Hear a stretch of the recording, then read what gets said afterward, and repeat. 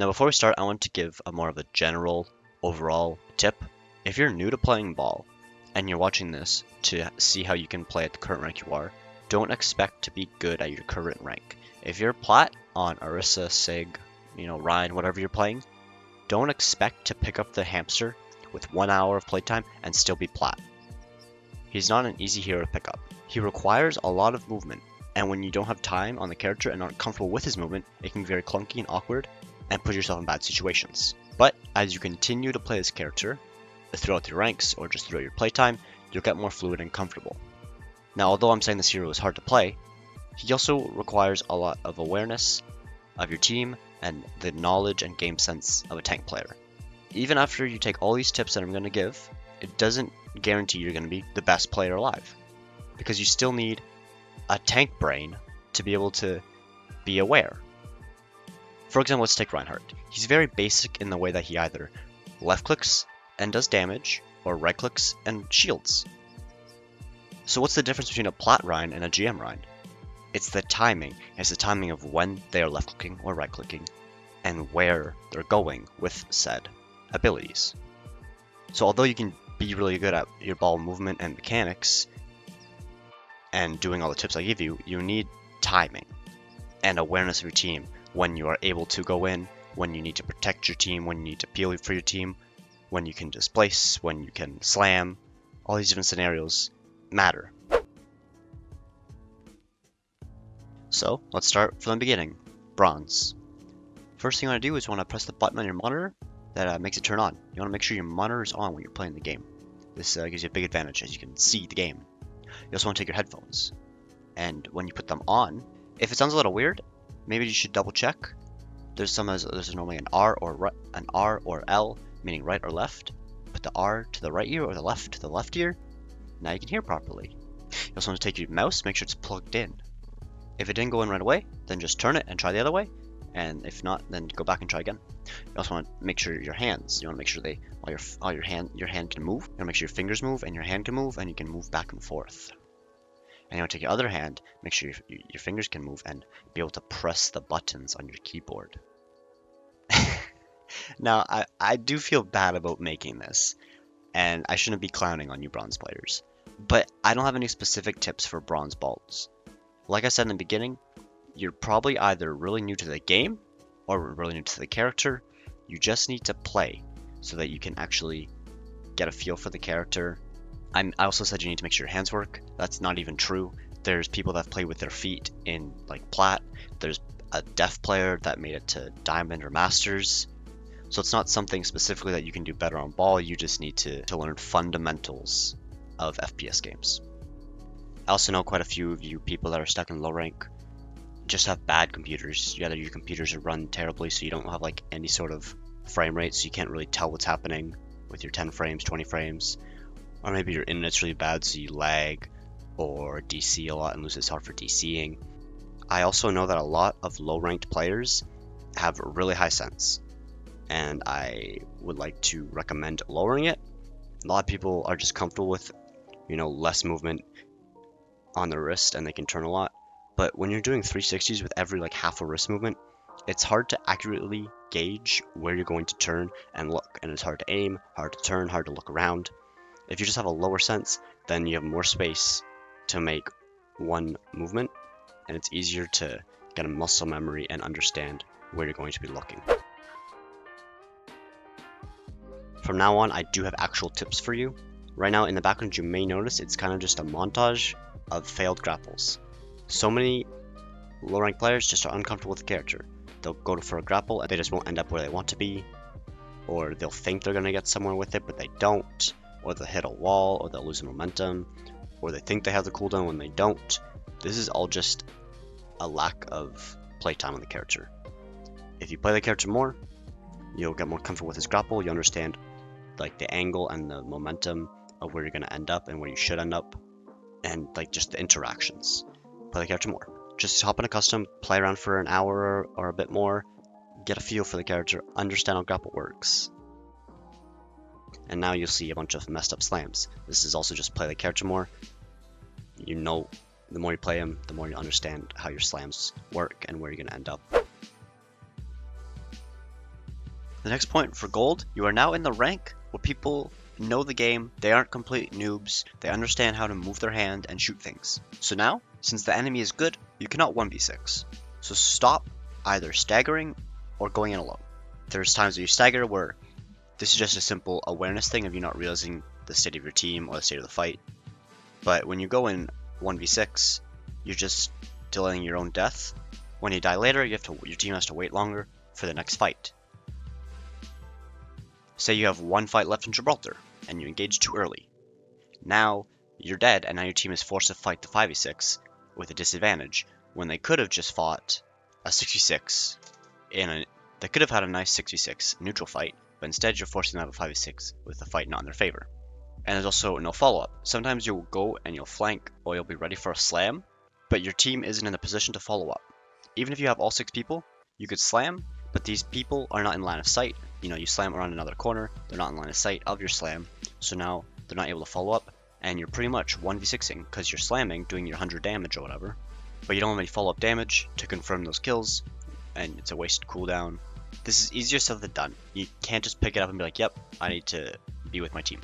It's something that takes awareness, and you need to build that awareness with time before you can engage. Just quickly look behind you and be like, hey, is my teammate here? Is my team here? Or when you see a group of enemies, like, okay, I want to slam them. Is my team able to follow up? Is there line of sight? So you just gotta go through those questions in your mind before you go for the play. You've made it to plat. You're now in the rank where people start to use their cooldowns properly. They're able to CC or boop you, and they're able to stop and actually counterball and not let him do as much as he could before in lower ranks where he was kind of free. So to stop this chain CC happening, most of the time I look, or every good ball player looks for flanks to engage them from the behind so that they're less ready and have less time to react to you, and you can actually get your boop or slam off properly. When you go head on, or we say running down mid, they're just going to boop, stun, chain CC, you're probably dead because they have time to react to where you are. When you go on flanks, you're behind them, you boop them from behind, it takes more effort for them to turn around, and it's harder to 180 CCs. Now, obviously there are some scenarios where you can run down mid. When you have advantage, when you have numbers advantage, like a 1-2 people, you are able to run in mid, down mid, as long as your team is collapsing with you, because you can still get blown up if you're going down 1v4. Some quick examples is like this one. It's very quick and simple. He's just going across bridge, but he gets booped by Ashe. So now that rollout was useless. There's also this one. It seems like this is a fine fight, that he should have run down mid, and it was fine to go down mid because his team was going with him. But they didn't clear out the high ground. So although they didn't die, he didn't get chain CC, he didn't get booped or anything, the high ground was wide open, and the enemy DPS fragged his team. This one, he has numbers up, so going down mid was the right play, but just to show how easy it is for all to get booped, he gets booped twice.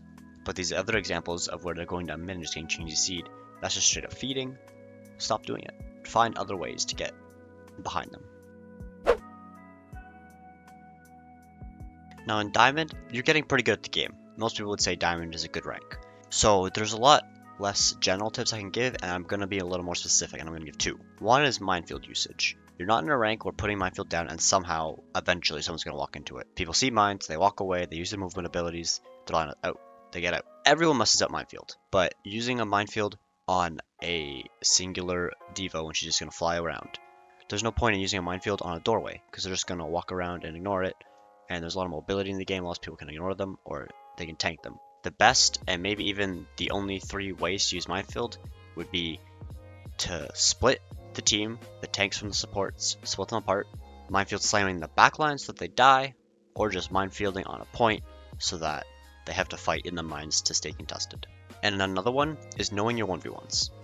I find that this is better for a plat tip, I think, but honestly there were some diamonds that were doing this. You need to know the situation and the matchup that you're trying to 1v1. When you take a duel with anyone, you need to know what cooldowns you have, what cooldowns they have. If you don't know what cooldowns they have, then just assume they have them all. Know the state of your health bar, the state of their health bar, and if you can win this, you need to be comfortable or know like how much damage you're going to do with your own gunshots, how good your aim is, if you're able to get a slam off in a tight room or not. If you took a bad 1v1 and lost, now you pretty much lost that fight because your team doesn't have their balls with the 5v6, and all you did was distract one person, so it's still a 5v5 for them during fight. If you won for a 1v1, it's good because now you're up one and then you can go win on the team. But if you take the wrong 1v1s and lose, it can cost you the fight. You're the fastest character in the game. Don't be afraid to run away from 1v1 if it's not in your favor. Now, Masters is where people start playing meta, and people actually understand comps and why you play them and how to play them. Kind of. Obviously, they're not perfect at it. But with people playing comps or countering better, the players get better. And so every time you're in a ball, you're gonna take more damage than you would in plat, gold, or whatever other rank. So my tip is to rarely initiate without shields. Unless you know they don't have cooldowns, like certain stuns, certain burst damage, and it's mid-fight and you are able to go in because you know you won't take that much damage, you can go in without shields. But a lot of times when ball goes in, he's gonna take the brunt of the cooldowns and the damage, and without shields, you only have 600 HP and you can easily get blown up. So a lot of times you need to have one clean engage to go in his ball, get your picks, and then you can win from there. And if you don't, then you kind of got to reset up for your next shields, or you can do just a quick drive by without full committing with a slam. Here's a good example here. You can see this ball used shields as he was going through the first time. Probably didn't need it, but he did it, whatever.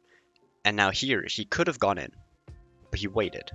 And he waited, and as soon as shields came back up, then he went in. So that when he went in with his 400 HP, he was actually going in with 1000 HP. Now, I don't want to get into a debate or too controversial, but it's pretty easy to say that the game has power crept, as the term is called. Characters do more damage, tanks can tank better, healing is stronger than when the game first came out. Before, you think Mercy Zen, Mercy Lucio, that was enough healing. Now that is terrible, right? So think about all the DPS buffs, the burst damage buffs. Junkrat, Sim, Ashe, Kree, many other DPS do more damage than they did before. So ball can easily get blown up without shields. So really you need to rely on shields in a higher rank, or else you're just going to be feeding. Now finally, Grandmaster, GM. As you guys know, this is the highest rank in the game, so this is where the best players are. It's actually only the top 1% of the player base in GM. It's hard to give you a specific tip on ball when you're in such a high rank where such little things matter. So my tip would be what we call min-maxing. You need to maximize the value you get on every cooldown, and you need to make such minimal mistakes that you get value all the time. If you waste a shield, that's 15 seconds that you can't play the game. If you mess up a slam, that's 10 seconds that you can't slam. That's 100 burst damage and a knock-up for your team to follow up.